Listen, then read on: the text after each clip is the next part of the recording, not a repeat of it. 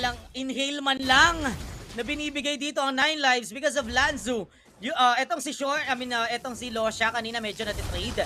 Ngayon hindi na siya kayang mahawakan ng new game kasi Si Lanzu! nakadikit na lagi. Pero masyado nalalim dito this time si Losha.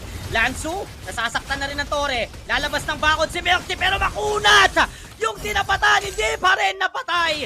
Doon si Lanzu, bandang huli, dalawa pa ang napaslang sa new game. Okay, Kimoy, Numininja. Dalawang Tore, triple shots, and a berry will connect. Sean will get that kill at walang pinagpapahinga ang 9 lives mula sa new game. Akala natin yung Hayabusa yung mga hunting sa Parsa. Baliktad! Yung Parsa yung umahunt dun sa Hayabusa, tol! At ito, may bakbakan na naman. Last Insanity sinabay ng Fistbake Freeze Crack. Nosha with the kill. Make it a double as Milky will fall down. Naka-tower lock na rin itong members ng 9 lives. Tinatapos na nila ang pagdurusa ng NGE, but Lanzo will finally be shot down. Tinatry mula naman kay Kane. Make it a triple.